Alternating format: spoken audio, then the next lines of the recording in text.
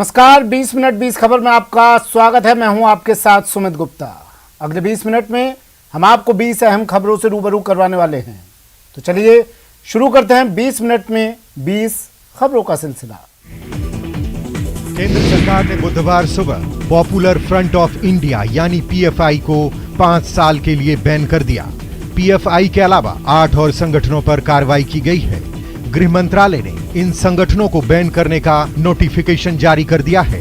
इन सभी के खिलाफ टेरर लिंक के सबूत मिले हैं। केंद्र सरकार ने यह एक्शन यूएपीए के तहत लिया है। सरकार ने पीएफआई और उससे जुड़े संगठनों की गतिविधियों को देश की सुरक्षा के लिए बड़ा खतरा बताया है।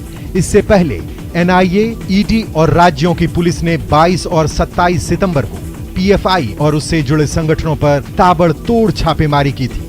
2 दिन के भीतर 278 गिरफ्तारियां हुई। इस छापेमारी में जांच एजेंसियों को पीएफआई के खिलाफ पर्याप्त सबूत मिले थे। इसके बाद ये कार्रवाई की गई। बता दें कि साल 2006 में मनीथा निथि पसराई और नेशनल डेवलपमेंट फंड नामक संगठन ने मिलकर पॉपुलर फ्रंट इंडिया का गठन किया था। ये संगठन शुरुआत में दक्षिण भारत के राज्यों में ही सक्रिय था, लेकिन अब यूपी, बिहार समेत 23 राज्यों में फैल चुका है। गया से दिल दहला देने वाली एक तस्वीर सामने आई है, जहां चलती ट्रेन से उतरने की कोशिश में एक महिला की जान जाते जाते बची। महिला ट्रेन से उतरने के चक्कर में घसीटती चली जा रही थी। ये तो शुक्र है कि प्लेटफॉर्म पर तैनात आरपीएफ के एक जवान ने जैसे ही महिला को देखा, वो उसकी मदद के लिए दौड़ा और उसकी जान बचा ली। धनबाद डेहरी इंटरसिटी एक्सप्रेस से सफर कर रही ये महिला गया जंक्शन पर ट्रेन से उतरने की कोशिश कर रही थी। उसी दौरान ट्रेन की रफ्तार बढ़ने से घसीटती चली गई। ये पूरी घटना सीसीटीवी में कैद हो गई है। तस्वीरों में देखा जा सकता है कि ट्रेन स्टेशन से चल पड़ी है। इसी बीच एक महिला चलती ट्रेन से उतरने की कोशिश करती है और उसका पैर फिसल जाता है। इस दौरान महिला प्लेटफॉर्म पर घसीटती चली जाती है। इतने में वहां मौजूद आरपीएफ का जवान पहुंचता है और महिला को बचा लेता है। हमारी सलाह है कि आप ट्रेन पर चढ़ने और उतरने के दौरान बेहद सावधानी बरतें, क्योंकि ये जानलेवा हो सकता है। कोई जरूरी नहीं कि जैसे आरपीएफ के इस जवान ने महिला की जान बचा ली, वैसे ही लापरवाही करने पर कोई आपकी जान बचा ले।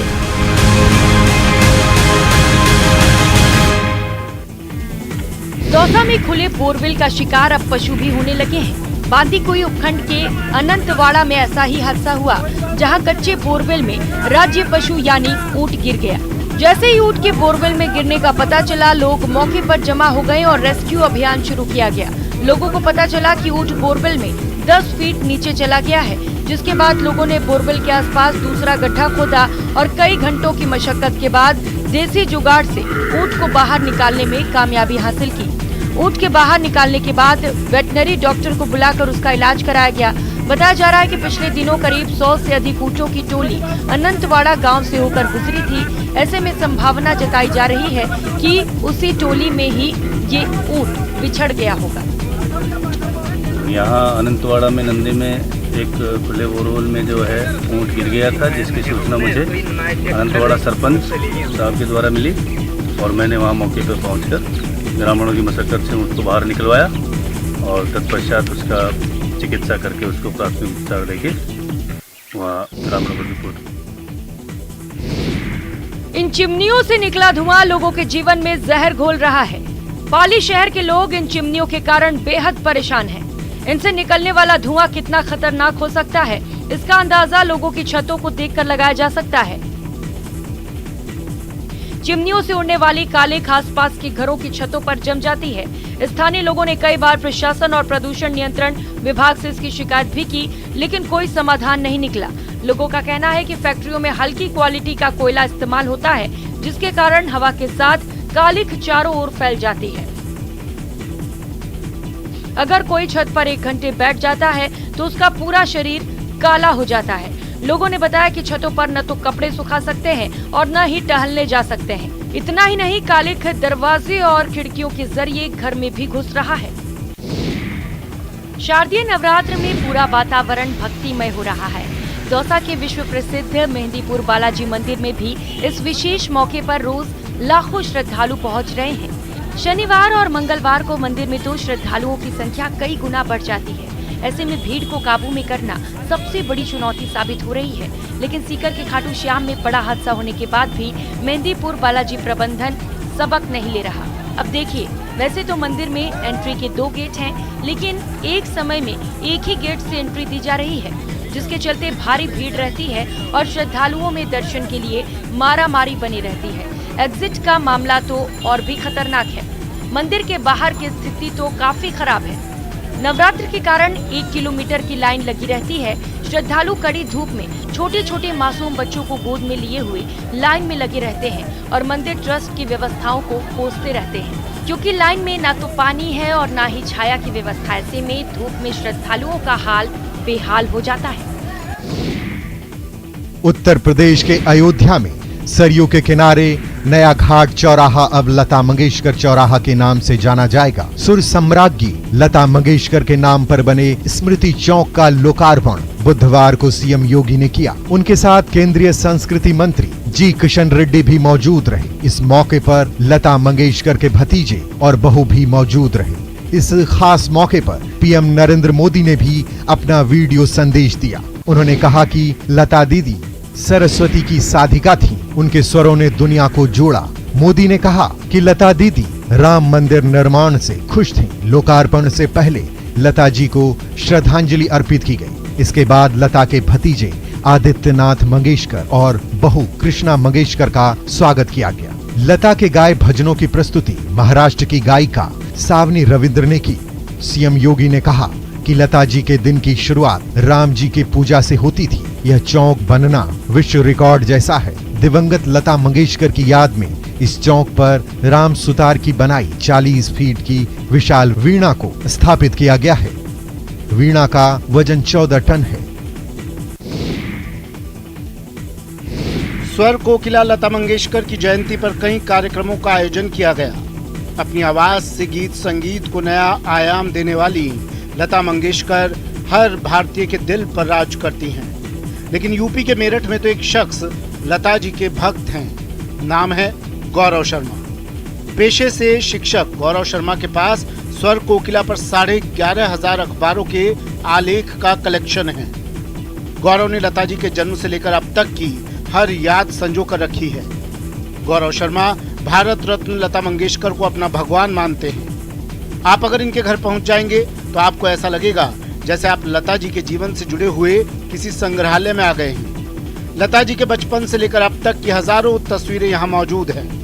यही नहीं, लता जी ने अब तक सोशल मीडिया में जो जो लिखा है वो भी लैमिनेटेड फॉर्म में आपको यहाँ मिल जाएगा। लता जी के बारे में बात करते करते उनकी आंखें नम हो जाती हैं।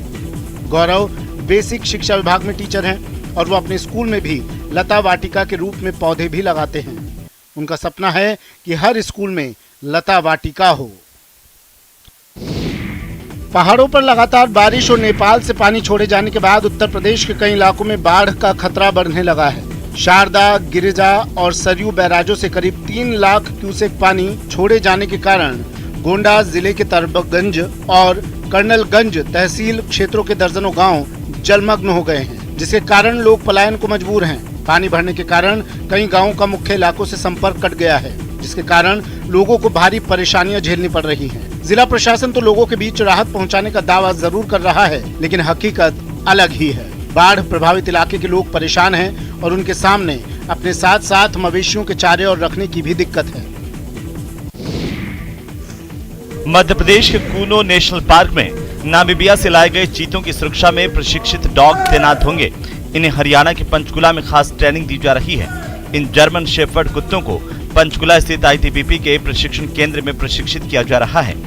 भारत तिब्बत सीमा पुलिस बल के बुनियादी प्रशिक्षण केंद्र के आईजी आईएस दुहान ने बताया कि विशेष प्रशिक्षण पाठ्यक्रम के दौरान कुत्तों को बाघ के खाल और हड्डियों का पता लगाने के लिए प्रशिक्षित किया जा रहा है। ये जंगल में बाघ के मूवमेंट के साथ साथ शिकारियों की लोकेशन भी पता लगाएंगे और जरूरत पड़ने पर वन्य जीव तस्करों को भी पकड़ेंगे। बाघ के साथ साथ इन्हें दूसरे वन्य जीवों से सुरक्षा की भी ट्रेनिंग दी जा रही है। ये कुत्ते बाघ और तेंदुए जैसे वन्य जीवों की हड्डियां और खाल का सूंघ कर पता लगाएंगे। जंगल में बाघ की लोकेशन भी पता करेंगे ताकि बाघ हमेशा वन विभाग की नजर में रहे। ईश्वर सिंह दुहन ने ये कहा है कि वन्य जीव खोजी डॉग स्क्वाड के प्रशिक्षण कार्यक्रम को विशेष रूप से सावधानी पूर्वक डिजाइन किया गया है। चीता अपनी सुरक्षा के लिए खुद सक्षम है। बेसिकली हम जो है पोचिंग, एंटी पोचिंग जो है ना ढूंढ रहे हैं कि अगर चीता की पोचिंग कर लेते हैं तो वो सुरक्षित ना जा पाए, वो कामयाब ना हो पाए, जिससे कि वो पकड़े जा सकें और लोगों को इसका डेटरेंस हो।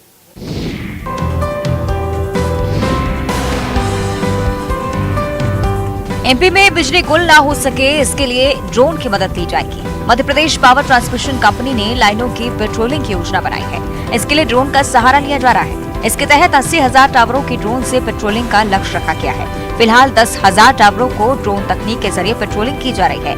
Madhya Pradesh power transmission company के अधिकारियों के मुताबिक प्रदेश में 2,850 किलोमीटर लंबी लाइनों के अलावा 10,000 टावरों की पेट्रोलिंग कर इसका डेटा जुटाया जा रहा है।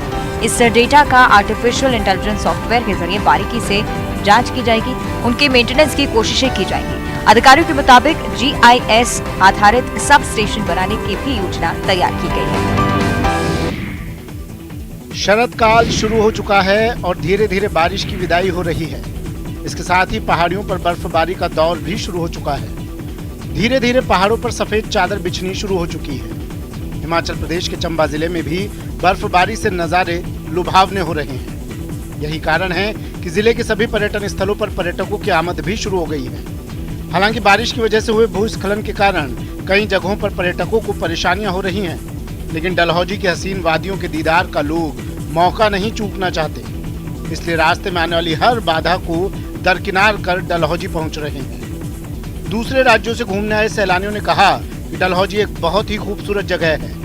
यहाँ की हरियाली उन्हें काफी भाती है और खुशहाल वादियों को देखकर वे हर साल यहाँ घूमने आना चाहते हैं। इधर के लोग भी बहुत प्यारे हैं, बहुत स्वीट है, अकोमोडेटिंग है, आपको एकदम होमली फील करवाते हैं और खाना तो बहुत ही लजीज। सारे सिंपल चीज़ों में इतनी ज़्यादा टेस्ट है ना, बहुत ही बढ़िया। अगर आप बंद शहरों में रहते हैं तो वहाँ से निकल के यहाँ आइए और माइंड भी पूरा स्ट्रेस फ्री हो जाएगा और फिजिकली भी फिट हो जाएंगे। किसी की मुस्कुराहटों पे हो निसार, किसी का दर्द मिल सके तो ले उधार, किसी के वास्ते हो तेरे दिल में प्यार, जीना इसी का नाम है। दीपमाला पांडे यही नाम है यूपी के बरेली के ग्राम डबौरा गंगापुर प्राइमरी स्कूल की टीचर का, जिन्होंने अपनी कोशिशों से दिव्यांगों के जीवन में उजाला ला दिया है। 2008 से ही दिव्यांग बच्चों के जीवन में शिक्षा का उजाला फैलाने की कोशिश में जुटी दीपमाला अभी तक 800 दिव्यांग बच्चों को स्कूल पहुंचा चुकी है। दरअसल दीपमाला ने 2008 में वन कॉल वन टीचर अभियान की शुरुआत की थी। दीपमाला इस अभियान के जरिए बच्चों का स्कूल में दाखिला करवाती हैं और दूसरे शिक्षकों को बच्चों को स्कूल में दाखिला देने के लिए प्रेरित करती हैं। टीचर दीपमाला के प्रयासों की सराहना देश के प्रधानमंत्री नरेंद्र मोदी भी मन की बात कार्यक्रम में कर चुके हैं। दीपमाला का यह अभियान एक बच्चे को अपने विद्यालय में दाखिला देने के साथ हुआ था, लेकिन अब यह जिले के सभी विद्यालयों में लागू हो गया है। वन टीचर वन कॉल हम जो मूवमेंट है वो हमने 2018 में शुरू किया था और ये मूवमेंट जो है वो दिव्यांग बच्चों को मुख्य धारा से जोड़ने के लिए है कि हमारे दिव्यांग बच्चे जो हैं वो शिक्षा की मुख्य धारा से जुड़ सके और हमारे नॉर्मल स्कूल में पढ़ सके। पर्यटन के क्षेत्र में विश्व पटल पर अपनी विशिष्ट पहचान रखने वाले उदयपुर में आयोजित आदि महोत्सव विविधता में एकता की विशेषता का साक्षी बन रहा है। कोटड़ा में आयोजित भव्य आदि महोत्सव में कलाकारों ने रंगारंग प्रस्तुति से लोगों का मन मोह लिया।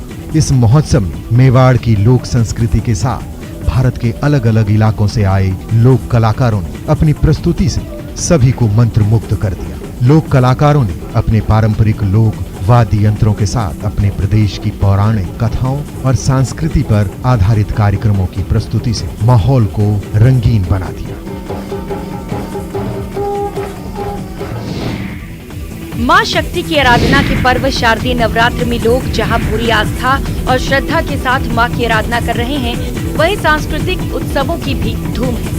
भीलवाड़ा में कई जगहों पर माता के भव्य पंडाल बनाए गए हैं, लेकिन आकर्षण का केंद्र बना हुआ है वो पंडाल जिसमें किन्नर समाज की ओर से माता की प्रतिमा स्थापित की गई है। यहाँ माता रानी की पूजा के साथ साथ गरबा महोत्सव का भी आयोजन चल रहा है। मेवाड़ गद्दीपति गुरु माँ किरण बाई के सानिध्य में इस महोत्सव का आयोजन किया जा रहा है, जिसमें रोज ही कई रंगारंग कार्यक्रमों का आयोजन हो रहा है, जिसमें सिर्फ किन्नर समाज ही नहीं बल्कि हर समाज के लोग पूरे जोशो खरोश के साथ शामिल हो रहे हैं। माता जी बिठाते हैं। हमारे भीलवाड़ा का जजमान बहुत अच्छे हैं। सुबह बसो मातेश्वरी की दुआ से यही करते हम लोग, है ना। और जनता भी बहुत अच्छी, हमारे जैसे फैमिली जैसे समझती, परिवार जैसा समझती। हमारे कोई ऐसा नहीं समझती कि किन्नर है, उनसे कौन बात करे कौन नहीं करेगा। जनता बहुत अच्छी भीलवाड़ा की, बहुत मदद भी करती है हमारी, बहुत सेवा भी करती है हमारी। नवरात्र के दौरान मां की आराधना के साथ साथ कई जगहों पर रामलीला का भी आयोजन होता है। सीकर में एक बेहद ही खास रामलीला का मंचन होता है, जिसमें कोई प्रोफेशनल कलाकार नहीं बल्कि शहर के 150 कलाकार इसका मंचन करते हैं। इस रामलीला का पिछले 70 सालों से आयोजन हो रहा है, जिसमें कई सरकारी कर्मचारी भी भूमिका निभाते हैं। यहाँ अभिनय करने वाले राम डेंटिस्ट हैं तो दशरथ ग्राम विकास अधिकारी। जानकारी के मुताबिक सीकर में साल 1953 में सांस्कृतिक कला मंडल का गठन हुआ था। इस मंडल के गठन के बाद उसी साल